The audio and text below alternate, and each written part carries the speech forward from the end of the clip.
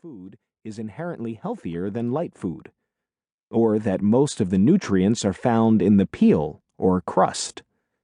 The sandwiches of those weekend stays were made with the saved ends of pumpernickel loaves.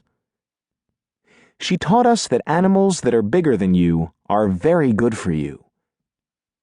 Animals that are smaller than you are good for you. Fish, which aren't animals, are fine for you. Then tuna, which aren't fish. Then vegetables, fruits, cakes, cookies, and sodas. No foods are bad for you. Fats are healthy. All fats, always, in any quantity. Sugars are very healthy. The fatter a child is, the healthier it is, especially if it's a boy. Lunch is not one meal, but 3, to be eaten at 11, 12:30, and 3. You are always starving. In fact, her chicken and carrots probably was the most delicious thing I've ever eaten. But that had little to do with how it was prepared, or even how it tasted. Her food was delicious because we believed it was delicious. We believed in our grandmother's cooking more fervently than we believed in God. Her culinary prowess was one of our family's primal stories, like the cunning of the grandfather I never met, or the single fight of my parents' marriage. We clung to those stories and depended on them to define us.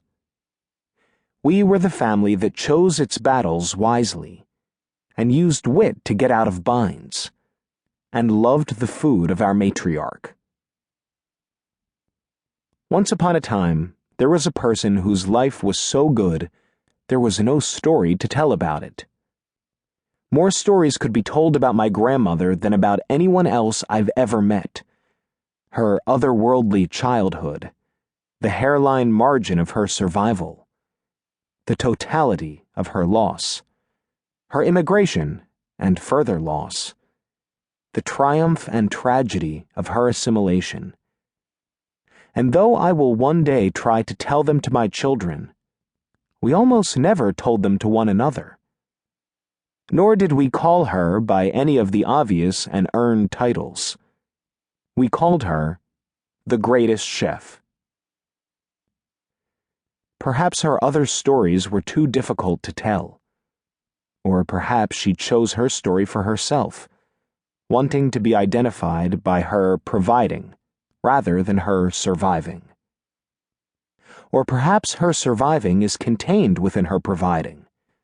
The story of her relationship to food holds all of the other stories that could be told about her. Food, for her, is not food.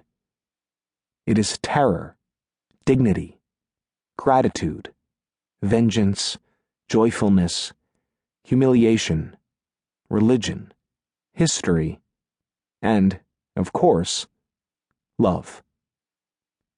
As if the fruits she always offered us were picked from the destroyed branches of our family tree. Possible again. Unexpected impulses struck when I found out I was going to be a father. I began tidying up the house, replacing long-dead light bulbs, wiping windows and filing papers.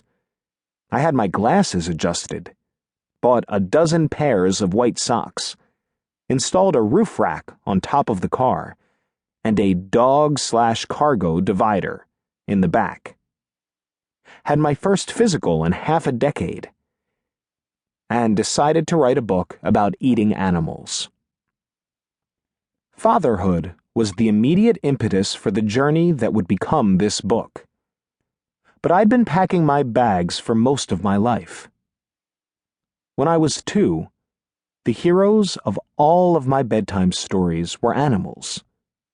When I was 4, we fostered a cousin's dog for a summer. I kicked it. My father told me we don't kick animals. When I was 7, I mourned the death of my goldfish. I learned that my